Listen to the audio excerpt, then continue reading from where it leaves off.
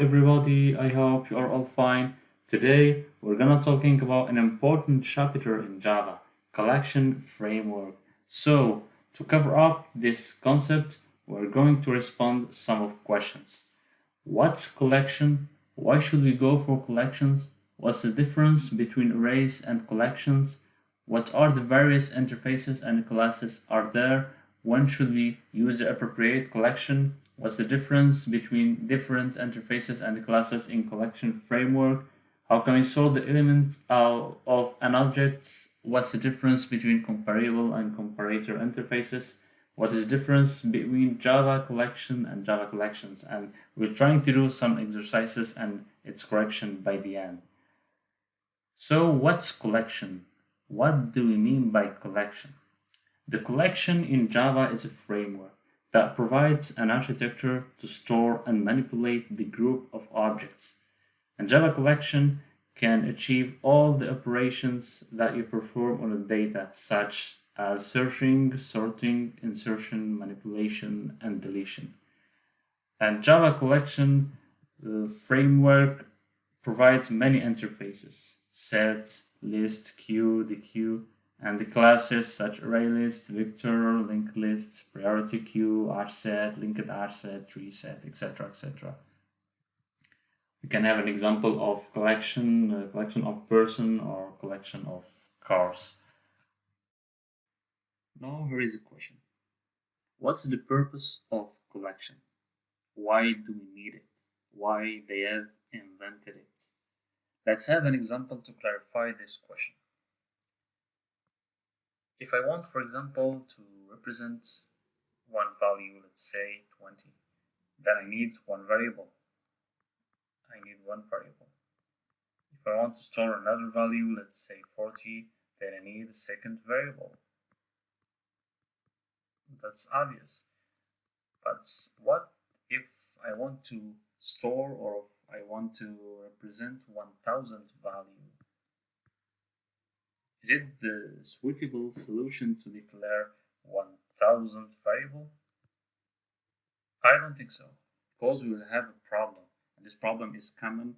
It's called the readability problem. So to overcome this problem, we should go for arrays, for example. We can go for arrays. We can declare one variable, let's say, let's call it p, for example, equal new int of 1000. The advantages here that we can represent a huge number of variables with a single variable.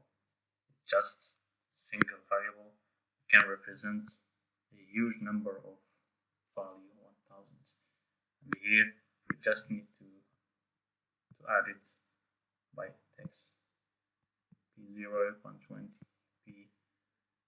P1 equal 40, etc., etc., until 1000 value. And here we don't have code readability problem. But there are problems with arrays here. Arrays are fixed in size. We can't increase size after creating an array, and this is a big problem with array. So its size is fixed. The second limitation of array, it can't store heterogeneous type objects.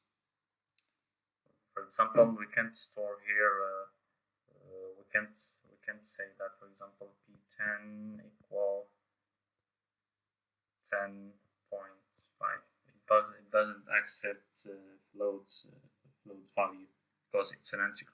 But to overcome this problem, we can instead to declare ints here as data type and declare objects. And here we declare integer, and the problem is resolved.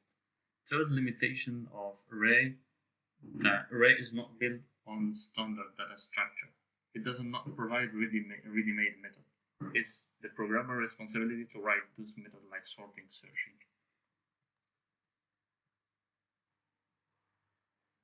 And to overcome the above limitations of arrays, we need collection.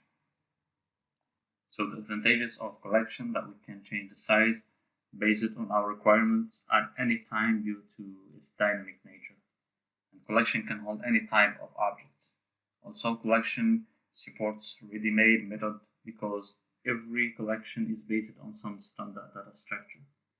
And with respect to memory, collection are the best choice, but performance-wise is not recommended.